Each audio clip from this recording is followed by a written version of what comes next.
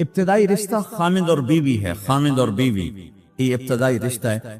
اللہ نے آدم کو بنایا اور حوا کو ساتھ بیوی بنایا، اولاد بعد میں دی. اور ایک اور بات، آدم کو بنا دیا مٹی کا پتلا کٹھا کر کے، مٹی کٹھی کر کے پتلا بنا دیا. 40 سال کے بعد روح ڈالی، چل بھائی جا جنت، اور اکیلے بھیج دیا. بیوی نہیں تھی، حالانکہ اللہ چاہتا تو ساتھ ہی حضرت حوا کی مٹی کا ڈھیر بھی لگا دیتا، اس کا پتلا بھی تھپ دیتا، فرشتوں سے تھپوا دیتا، اور پھر 40 سال کے بعد دونوں کو کٹھا جنت میں ڈالتا. بہت سارے پیغام اس میں، بہت سارے پیغام. تاخیر ساتھ نہیں بنایا، دیر سے بھیجا.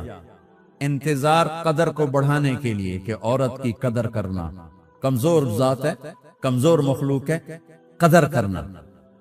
دوسرا، پہلے دن پتلا نہیں بنایا کہ ننگا پڑا ہوا ہو. عورت کا پتلا ننگا ہو، مٹی کا ہو، پتھر کا ہو، تو اس میں کیا کشش؟ تو ان مرد کے لیے کشش کوئی نہیں، تو فرشتوں کو کیا کشش تھی؟ پہلے دن سے عورت کو پردے میں بنایا، بے پرد نہیں کیا، بے پرد نہیں کیا. اس کا پتلا نہیں بنایا، اسے ننگا نہیں چھوڑا، اس کو پہلے دن سے کورڈ. اور کیسے بنایا؟ فرشتوں کو کی آنکھوں پہ پردہ اور آدم کو سلا دیا. آدم علیہ السلام سوئے ہوئے ہیں، فرشتوں کی آنکھوں کے سامنے پردہ ڈال دیا گیا. جب آدم اٹھے ہیں، اور ایک اور بات، جنت میں رہ کر بھی آدم علیہ السلام کا دل نہیں لگتا تھا، اداس اداس رہتے تھے. اماں آئی تو بابے دا دل لگا، تو اداس رہتے تھے جنت میں. جب آنکھ کھلی تو اپنے لیفٹ سائیڈ پہ ایک خاتون، سر سے لے کر پاؤں تک لباس میں. آپ نے سنا ہے نا، یوسف علیہ السلام دنیا میں سب سے خوبصورت ہستی پیدا کیے گئے. یہ مردوں میں، عورتوں میں سب سے خوبصورت حضرت حوا کو پیدا کیا. کون ہے؟ کہتے ہیں اللہ کی آدم تیری بیگم. کون ہے تیری بیگم؟ نکاح پڑھایا، پھینکا آدم مہر ادا کرو. تو نے پوچھا کیا مہر دوں؟ تو وہاں تو سونا چاندی ڈھیر لگے پڑے. اللہ تعالیٰ کہتے دا من سونا چاہ کے دے دے. میرے اللہ نے کہا تیری نسل میں میرا آخری حبیب آنے والا ہے، اس پہ ایک دفعہ درود پڑھ دے، یہ مہر ہے. سیدھے ہاتھ میں برکت ہے. پیدا کیا الٹی طرف سے. الٹی طرف سے کیوں پیدا کیا ہے؟ کہ الٹی طرف دل ہے، اور دل کے نیچے جو پسلی ہے وہاں سے پیدا کیا. اس میں پیغام کیا دیا کہ عورت جس روپ میں ہو، پہلا روپ اس کا بیوی بنا، پھر وہ ماں بنی، پھر اس آگے بیٹی کا روپ ہے، پھر بہن کا روپ ہے، پھر خالہ ہے، پھوپھی ہے، دادی ہے، نانی ہے، ساس ہے. جس روپ میں بھی عورت ہے اس کو دل کے قریب جگہ دو. یہ دل کے نیچے سے پیدا کرنے میں یہ پیغام دیا گیا ہے. اسے ذلیل نہ کرو، اسے خوار نہ کرو، اسے بے عزت نہ کرو، اس پر شدت نہ کرو. پہلا بنیادی رشتہ خامند اور بیوی ہے، اور آخری رشتہ بھی خامند اور بیوی ہے. لیکن اس وقت ہمارے معاشرے میں خامند سے زیادہ اس کے ماں باپ حق جتلاتے ہیں، خامند سے زیادہ اس کی بہنیں حق جتلاتی ہیں، خامند سے زیادہ اس کے رشتہ دار حق جتلاتے ہیں، اور جھوٹی سچی شکایتیں لگا کر بیوی سے متنفر کرتے ہیں، اور کہیں بیوی کو خامند سے متنفر کرتے ہیں. آپس میں لڑائی لڑا کے پھر خوش ہوتے ہیں. میرے نبی سے پوچھا جائے یا رسول اللہ آپ کو سب سے زیادہ کس سے پیار ہے؟ تو آپ نے کہا عائشہ سے. اللہ، وہ جھینپ کے کہنے کے نہیں، میں پوچھ رہا ہوں لوگوں میں آپ کو کس سے زیادہ پیار ہے؟ تو آپ کہتے ابو بکر سے. تو آپ نے پھر کہا ابوہا، مجھے عائشہ کے باپ سے زیادہ پیار ہے. پھر پہلے عائشہ کا، تو پھر کہتے ابو بکر. تو آپ نے کہا نہیں، ابوہا، مجھے عائشہ کے باپ سے سب سے زیادہ پیار ہے. یہ آپ کو میسج دیا ہے کہ گھر کی زندگی کیسے ہوتی ہے. کوئی عشق نہیں چھڑا ہوا تھا، میسج ہے نا. ہم عائشہ چھوٹی عمر کی تھی، ان کو آٹا گوند کے دیتے تھے، آٹا گوند کے دیتے تھے. پھر جب ان کو آٹا گوندنا آ گیا پھر چھوڑ دیا. پھر ان کو سامنے بٹھا کر لقمے بنا کے کھلاتے تھے. پھر ہم عائشہ رضی اللہ تعالیٰ عنہ کوئی گوشت کا ٹکڑا، وہاں بڑے بڑے گوشت کے ٹکڑے پکائے جاتے تھے، تو کوئی گوشت کا ٹکڑا اٹھایا اور ایسے 2-4 جگہ سے نوچا اور پھر رکھ دیا، سارا کھایا نہیں جاتا تھا. تو اللہ کے نبی اسی کو اٹھاتے اور حضرت عائشہ کو دکھا کر جہاں سے حضرت عائشہ نے نوچا ہوتا تھا وہاں سے یوں کاٹ کے دکھاتے تھے. پھر حضرت عائشہ رضی اللہ عنہا نے گلاس اٹھایا پانی پینے کے لیے, جہاں ہونٹ لگائے پہ گلاس رکھ دیا. بڑے بڑے گلاس ہوتے تھے تو حضرت ہمارے نبی اٹھاتے تھے, جہاں عائشہ کے ہونٹ لگے ہوتے تھے وہاں ہونٹ لگا کے پانی پیتے تھے. یہ آپ کو سکھانے کے لیے ہے. اپنے گھر والوں کے ساتھ بیٹھ کے کھانا کھاتا, یہ میرے نبی کی معاشرت ہے, یہ میرے نبی کی زندگی. گھر میں جھاڑو دیتے, اپنے کپڑے خود دھوتے, کوئی چیزیں بکھری پڑی ہوتی تو بیوی کو نہیں ڈانٹتے, خود اٹھ کے سیٹ کر کے رکھ دیتے. گھر والوں کے ساتھ مل کر برتن دھوتے, صفائی کرتے, گھر والوں کے ساتھ مل کر. یہ میرے نبی کی ایک خوبصورت زندگی ہے. بھائیو بہنوں, ہم بھلا چکے ہیں بیوی کے لیے خامند کو سب سے بڑا حقدار. بعض لڑکیاں ایسی نادانی کرتی ہیں کہ شادی کے بعد بھی اپنے ماں باپ کی آنکھ کو دیکھ کے چلتی ہیں. شادی کے بعد سب سے بڑا حق خامند کا ہے. شادی کے بعد سب سے بڑا حق خامند کا ہے. ماں باپ پیچھے چلے جاتے ہیں, بہن بھائی پیچھے چلے جاتے ہیں, لیکن یہ نادانیاں بھی دیکھنے کو ملتی ہیں کہ شادی کے بعد بھی ماں باپ اپنی بچی کو اپنے قابو میں رکھنے کی ترتیبیں سوچتے ہیں تو وہ بھی اپنی بچی کا گھر برباد کر دیتے ہیں. میرے نبی سے پوچھا گیا, یا رسول اللہ, عورت پر سب سے زیادہ کس کا حق ہے؟ تو آپ نے فرمایا اس کے خامند. ایک خاتون ہے, یا رسول اللہ میری شادی ہو رہی ہے تو میرے اوپر میرے خامند کا کیا حق ہے؟ تو آپ نے ارشاد فرمایا, تیرے خامند کے جسم پر زخم ہو, زخموں میں پیپ پڑ جائے اور تو اپنی زبان سے چاٹ کے زخم صاف کرے تو تو نے اپنے خامند کا حق ادا نہیں کیا. خامند کو سمجھایا کہ سب سے بہترین مسلمان وہ ہے جو بیوی سے اچھا سلوک کرتا, اور میرا سب سے اچھا سلوک ہے اپنی بیویوں کے ساتھ. یعنی قاب قوسین او ادنا آپ کا مقام ہے. اللہ پاک کا دیدار اپنی آنکھوں سے کیا ہوا ہے, اور آپ ہمیں معاشرت سکھا رہے ہیں کہ ایک جہاد کے سفر سے واپس آ رہے ہیں, اما عائشہ ساتھ ہیں, تو آپ نے صحابہ سے کہا بھئی آگے چلے جاؤ. وہ سارے آگے چلے گئے. جب سارے نظروں سے غائب ہو گئے تو آپ نے کہا, عائشہ دوڑ لگاؤ گی میرے ساتھ؟ عائشہ نے نہیں کہا, میرے نبی نے کہا دوڑ لگاؤ گی. آج کل کا کوئی علامہ بھی یہ نہیں کرے گا. عائشہ دوڑ لگاؤ گی میرے ساتھ؟ کہا جی لگاؤں گی. تو دوڑ لگائی تو عائشہ فرماتی ہے میں آگے نکل گئی, اللہ کے نبی پیچھے رہ گئے.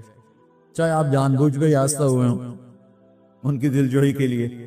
کچھ سال گزر گئے, پھر جہاد کے سفر سے واپسی ہو رہی ہے تو آپ نے صحابہ سے کہا بھائی آگے چلے جاؤ. وہ سارے آگے چلے گئے, غائب ہو گئے. عائشہ دوڑ لگائیں؟ کہا جی لگائیں. تو فرمایا کہ ان دنوں میں ذرا موٹی ہو گئی تھی, جب دوڑ لگائی تو اللہ کے نبی آگے نکل گئے. تو پھر آپ نے کہا عائشہ ہذہ بتلکا, عائشہ اب تیرا میرا حساب برابر ہو گئے. اس دفعہ تو آگے نکل گئی, آج میں آگے نکل گیا. یہ میرے نبی کی معاشرت ہے کہ بھری محفل میں کہہ رہے ہیں مجھے عائشہ سے سب سے زیادہ پیار ہے. اور عرب میں عیب تھا, جیسے ہمارے ہاں بھی عیب ہے کہ کوئی بھری محفل میں کہ مجھے بیوی سے سب سے زیادہ پیار. تو تیری ماں کتنے گئی؟ ماں کا اور خانہ ہے, بیوی کا اور خانہ.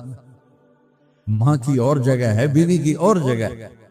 تو میں آپ سب سے کہتا ہوں ماں باپ کی وجہ سے بیویوں پہ زیادتی نہ کرو, بیوی کی وجہ سے ماں باپ پہ زیادتی نہ کرو. بڑے ہو تو بڑے بنو. ہمارے نبی تھے, آپ سسر بھی ہیں نا, آپ نے 4 بیٹیوں کی شادیاں, 2 تو ایک ہی دکھ دے دی عثمان کو, رقیہ اور ام کلثوم رضی اللہ تعالیٰ عنہما, حضرت عثمان کے نکاح میں. ابو العاص رضی اللہ تعالیٰ عنہ کو زینب, اور سب سے پیاری محبوب بیٹے حضرت علی رضی اللہ تعالیٰ عنہ. باقی 3 نکاح بڑے سادہ کیے. حضرت فاطمہ کا نکاح بڑے دھوم دھام سے کیا. ان کا رشتہ لے کر صدیق آئے, یا رسول اللہ میں خواہش مند ہوں, آپ چپ رہے. پھر حضرت عمر بعد میں گئے, یا رسول اللہ میں خواہش مند ہوں, آپ چپ رہے. تو عبد الرحمن بن عوف رضی اللہ تعالیٰ نے حضرت علی سے کہا علی تو جا, تجھے دے دیں. وہ کہنے کہ میں تو بہت غریب ہوں, مجھے کہاں دیں. حضرت علی کا ذاتی گھر بھی نہیں تھا, کسی سے ایک کوٹھا مانگ کے اس میں رہ رہے تھے مدینہ میں. کہنے تو جا. تو یہ مسجد میں پہنچے, اللہ کے نبی کو دیکھا تو ایسا روب طاری ہوا کہ بولے ہی کچھ نہیں. اللہ کے نبی کو تو پتا ہے کہ کیا ہے اور کس لیے ہے. صاحب نے کہا علی کیسے آئے؟ چپ. لگتا ہے فاطمہ کے رشتے کے لیے آئے ہو؟ جی ہاں. صاحب نے کہا انشاءاللہ. اتنا کہا انشاءاللہ اور چپ ہو گئے. تو حضرت علی چپ کر کے اٹھ کے باہر آئے. صحابہ باہر کھڑے ہوئے تھے تو کہنے لگے یار دیکھا نا میں تمہیں پہلے ہی کہتا تھا مجھے نہ بھیجو. انکار ہو گیا, بولے ہی کچھ نہیں. حضرت عبد الرحمن بن عوف کہنے لگے جنہوں نے بھیجا تھا کچھ تو کہا ہوگا کہ بس انشاءاللہ کہا تو اللہ کے بندے ہاں ہو گئی. نبی کی انشاءاللہ ہاں ہوتی ہے, یہ ہاں کیوں نہیں کی؟ سبحان اللہ, اللہ اکبر. یہاں کیوں نہیں کی؟ گھر گئے. فاطمہ علی کا رشتہ آیا ہے کر دوں, اس لیے یہاں نہیں کی. ہم تو بیٹیوں سے پوچھتے ہی نہیں, ایپ سمجھتے ہیں بیٹیوں سے پوچھنا. میں گاں نو بن چھڑیا قلعے نال, ایویں اسی دیاں نو بن چھڑنے قلعے نال. مجھے ایک اپنی مطلب برادری لیول کے ایک خاتون کا فون آیا کہ مولانا پڑھایا مجھے لاہور میں اچھے کالجوں میں, اور میری منگنی کرتے وقت مجھ سے پوچھا ہی نہیں, اور ایک شرابی سے منگنی کر کے مجھے اطلاع دیا سی تیری منگنی کر چھڑی ہے, فلانی تاریخ نو تیرا نکاح بھی ہونا ہے. مجھے آج تک گلہ ہے, پوچھ لیتے. اگر نہیں پوچھا تھا چلو میں نہ ساڑھے پنجاب کوئی نہیں پوچھ دے, گاں مجھ دی طرح ٹور چھڑ دیں تو چلو اتنا تا ویکھ لیں دے بھی کم از کم شراب تا نہ پیندا ہویا. ایک شرابی نال میرا نکاح کر چھڑ, ساری زندگی اڈیاں رگڑ رگڑ میری گزر گئی. علی جیسا رشتہ آیا ہو تو اوپر سے حکم بھی آ چکا ہو کہ علی کو ہی دینا ہے, تو پھر آپ فاطمہ سے پوچھیں فاطمہ تیرا رشتہ آیا ہے علی کا کر دوں؟ حضرت فاطمہ نے ہاں کی تو پھر مسجد تشریف لائے. یہ آپ کو معاشرت سکھائی جا رہی کہ بیٹیوں سے بھی پوچھو, زندگی انہوں نے گزارنی ہے, تم نے تو نہیں گزارنا. بس میری غیرت دا سوال ہے, میں اتنا ہی کرنا نہیں تھا بیٹھی رہے. میری اپنی فیملی میں اتنی عورتیں بوڑھی ہو کے قبروں میں چلی گئیں, بس اتنا ہی کرنا نہیں کرنا تھا بیٹھی رہے, وہ بیٹھی رہ گئیں.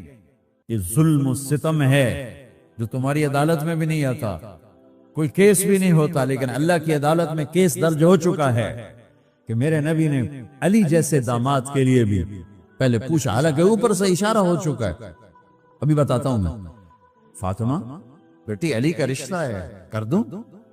انہوں نے کہا کر دیں. پھر کہا بلاؤ. پھر علی آئے, کہا علی جمع کرو لوگوں. مسجد ساری بھر گئی تو آپ ممبر پر تشریف فرما ہوئے. حضرت علی کو ایسے سامنے بٹھایا کہ لوگوں مجھے جبریل اللہ کی طرف سے پیغام دینے آئے ہیں کہ میں اپنی بیٹی فاطمہ کا نکاح علی کے ساتھ کر دوں. آسمان سے وحی بھی آئی ہو اور پھر بھی پوچھا جائے, یہ میرے نبی کی معاشرت ہے. ہم تو پوچھنا عیب سمجھتے اور اسے ذلت سمجھتے. پھر آپ نے اتنا بڑا اہتمام کیا. مسجد نبوی پرانی جو آپ کے زمانے کی تھی, بہت بڑا ہال تھا, اس کا بھرا ہوا تھا. آپ نے سب کو شہد کا شربت پلایا, خود نکاح پڑھایا, نکاح کا خطبہ پڑھ کیا. پھر کہا علی میں نے فاطمہ بنت محمد کو 400 درم مہر کے عوض تمہارے نکاح میں دیا, تو نے قبول کیا؟ انہوں نے کہا کہ میں نے قبول کیا, اور سجدے میں چلے گئے اور زور سے دعا مانگی, رب اوزعنی ان اشکر نعمتک التي انعمت علی وعلی والدی وان اعمل صالحا ترضاه واصلح لي في ذریتی انی تبت الیک واننی من المسلمین. میرے نبی نے کہا آمین, زور سے کہا آمین. نکاح ہو گیا. رخصتی ہوئی 6 مہینے بعد, 1 مہینے بعد, 1 سال بعد. 3 روایات ہیں, فوراً 4 روایات, لیکن زیادہ صحیح ہے دیر کے بعد, فوراً نہیں ہوئی. کچھ عرصے کے بعد رخصتی ہوئی. حضرت عقیل آپ کے بھائی وہ کہنے لگے علی اب رخصتی ہو جانی چاہیے. تو یہ دونوں مل کر آئے سلمان فارسی کے پاس کہ سلمان بھائی ہماری رخصتی کروا دو. سلمان فارسی کا بڑا احترام تھا, انہوں نے جا کر بات کی ام سلمہ رضی اللہ تعالیٰ عنہ سے۔ ام سلمہ نے بات کی اللہ کے نبی سے کہا ہاں ہاں آ جائے لے جائے، آ جائے لے جائے۔ تو علی رضی اللہ تعالیٰ عنہ اپنی اونٹنی لے کر آئے۔ تو حضرت علی کا گھر وہ کرائے پر گھر تھا ایک کونے پر، تو وہاں اسماء بنت امیس اور ام ایمن گئیں اور اس کے فرش کو لیول کیا، فرش میں سرخ مٹی ڈال کے اس کو لیول کیا اور دیواروں کی پوچا پاچی کی اور وہاں کھوٹیاں لگائیں کپڑے ٹانگنے کے لیے۔ آپ نے حضرت عائشہ اور حضرت ام حبیبہ حضرت ام سلمہ سے فرمایا تمہیں پتہ ہے نا مجھے فاطمہ سے کتنا پیار ہے، اسے دلہن بناؤ۔ دلہن بنانا بھی سنت ہے، دلہن بناؤ، سو دلہن بناؤ۔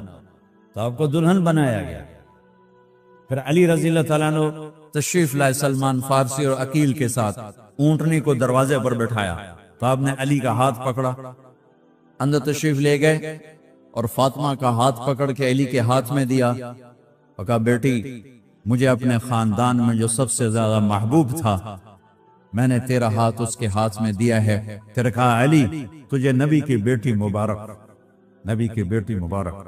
پھر آپ نے سے پیالے میں پانی منگوایا اور اس میں آخری 2 سورتیں پڑھ کے دم بھی کیا، تھوک بھی ڈالا، پھر اس میں سے انگلیاں ڈال کے ان کے سینے پر چھڑکا تو دونوں پی لو، دونوں کو پلایا۔ پھر باہر تک چھوڑنے آئے، حضرت علی نے آپ کو اونٹنی پہ بٹھایا، آپ نے 2 عورتوں کو ساتھ بھیجا، ام ایمن اور اسماء بنت امیس۔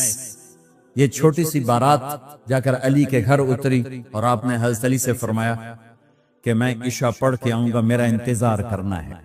تو عشاء کی نماز کے بعد آپ تشریف لے گئے، آپ نے دوبارہ پیالے میں پانی منگوایا اور اس پر آخری 2 سورتیں پڑھ کے دم کیا، پھر ان کے سینے پر چھڑکا، یہاں بازوں پر چھڑکا اور کمر پر چھڑکا اور دعا دی اللہم اسد جدہما وجمع شملہما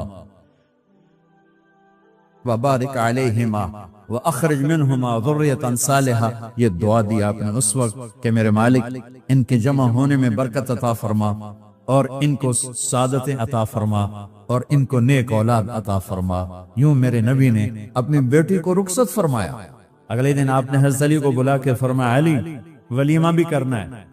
کہنے لگے یا رسول اللہ میرے پاس تو کچھ نہیں۔ تو آپ نے کہا تو سعد بن ابی وقاص کہنے کے یا رسول اللہ میرے پاس ایک چھترا کھڑا ہے، چھترا لاؤ۔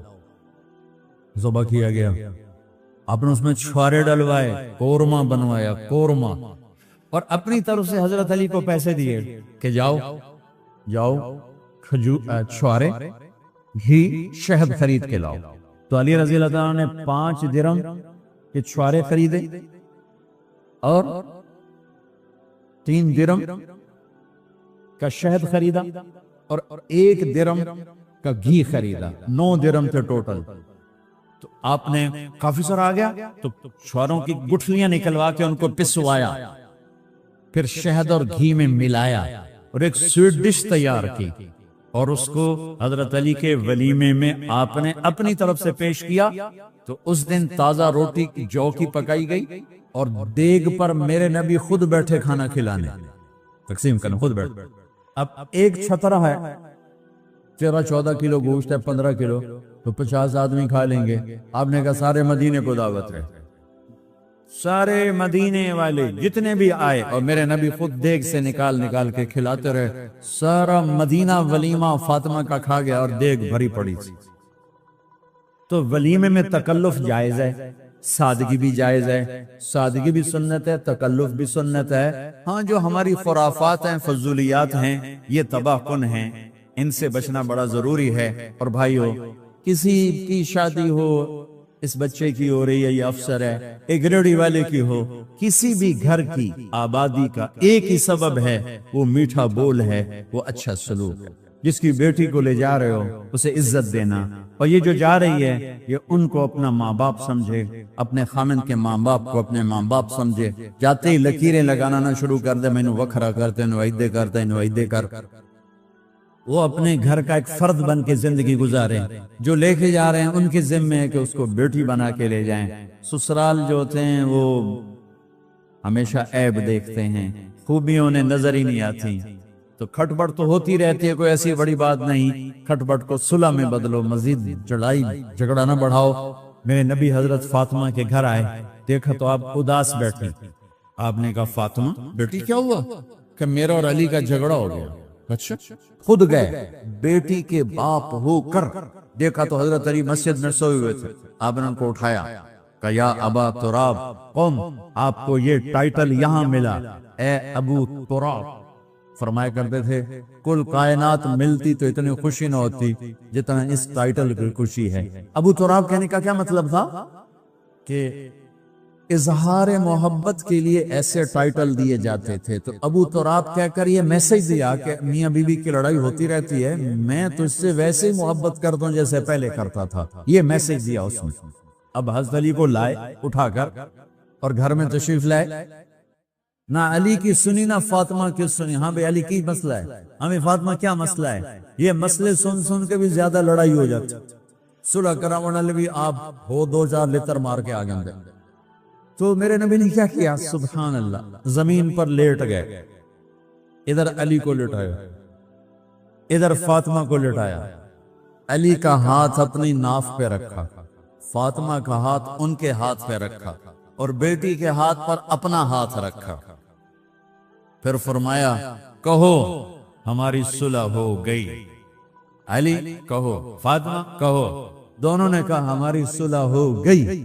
آپ اٹھے، خوش خوش باہر آئے، چہرہ ایسے گلاب کے پھول کی طرح۔ صحابہ نے عرض کی یا رسول اللہ آج آپ بڑے خوش نظر آ رہے ہیں۔ فرمایا علی و فاطمہ کی صلح کرا کے آ رہا ہوں۔ تو کھٹ بٹ ہو جانا تو کوئی بڑی بات نہیں ہے، مطلب یہ وہ گھر ہے، میں اس گھر کی کیا تعریف کر سکتا ہوں۔ تو میں آگے کا ایک قول سنا دیتا ہوں ابن عباس کا، کہ جنت میں نور کی چمک اٹھے گی، ساری جنت ہی کہیں گے یہ نور کیسا نور ہے بھائی جو ساری جنت کے نور پر چھا گیا؟ تو فرشتے بتائیں گے کہ جنت الفردوس میں علی و فاطمہ بیٹھے ہیں، کسی بات پہ ہنسے ہیں، ان کے دانتوں سے جو نور نکلا ہے اس نے جنت کو روشن کر دیا۔ لیکن کھٹ پٹ یہاں بھی ہو گئی، ان سے بڑا گھر میرے نبی کا ہے، وہاں بھی کھٹ پٹ۔ ایک دفعہ آپ نے حضرت عائشہ سے کہا مجھے پتہ لگ جاتا جب تم مجھ پہ ناراض ہوتی ہے، مجھے پتہ چل جاتا ہے۔ انہوں نے عرض کی یا رسول اللہ آپ کو کیسے پتہ چلتا ہے؟ کہ جب تو مجھ پہ ناراض ہوتی ہے نا تو قسم اٹھاتے ہوئے کہتی ہے ابراہیم کے رب کی قسم، اور جب مجھ پہ راضی ہوتی ہے تو پھر تو قسم اٹھاتے ہوئے کہتی ہے محمد کے رب کی قسم۔ ایسے مجھے پتہ چل جاتا ہے جب تو کہتے ہیں نا ابراہیم کے رب کی قسم، تو مجھے پتہ چل جاتا ہے کوئی کھٹ بٹ ہو گئی ہے۔ تو نبی کے گھر میں بھی ہو جاتی ہے، یہ مسئلہ تو ختم ہوگا جنت میں۔ ہمارے ذمہ ہے کہ ان چیزوں کو کم کریں، یہ ایک میرے نبی کی معاشرت ہے میرے بھائیو، اسے سیکھو، اسے سمجھو، اسے پڑھو۔ تو بھائیو میرا نبی ایک زندگی دے کر گیا ہے، یہ چونکہ شادی کا موقع ہے اس کو میں نے تفصیل سے بیان کیا ہے، اس کی تفصیل بیان ہی نہیں کی جاتی، یہ اتنی ضروری ہے جتنی نماز ضروری ہے۔ نماز تو 5 وقت پڑھیں گے، زندگی 24 گھنٹے روپ بدل رہی ہے، ہر روپ میں میرا نبی کیا چاہتا ہے اس کو سیکھو، اس کو سمجھو، کرو گے اللہ آپ کو چمکائے گا، بنائے گا۔ اپنی کمائیوں میں حلال لاؤ، حرام سے بچو۔ جج بھی بیٹھے ہیں، وکیل بھی بیٹھے ہیں، کسی ظالم کے وکیل نہ بنو۔ وَلَا تَقُلْ لِلْخَائِنِينَ خَصِيمًا۔ آپ کو ایک آیت میں جوڈیشری، جج، مقننہ اور وکلاء کا پیغام اللہ کا سنا دیتا ہوں۔ اِنَّا أَنزَلْنَا إِلَيْكَ الْكِتَابَ بِالْحَقِّ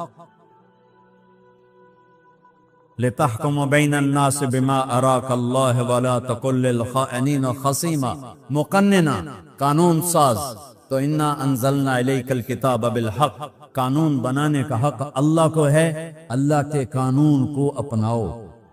آگے جج حضرات، فَحْكُمْ لِتَحْكُمَ بَيْنَ النَّاسِ بِالْحَقِّ، ججوں کو حکم ہے کہ حق فیصلے کرنا، بک نہ جانا، دب نہ جانا، حق کے فیصلے کرنا۔ تیسرا وکلاء کو، وَلَا تَقُلْ لِلْخَائِنِينَ خَصِيمًا، ظالم بددیانت کی وکالت کے لیے کھڑے نہ ہو جانا ورنہ مارے جاؤ گے، مارے جاؤ گے۔ وَلَا تَقُلْ لِلْخَائِنِينَ خَصِيمًا، ان کے لیے دلائل قائم نہ کرنا ورنہ ہلاک و برباد ہو جاؤ۔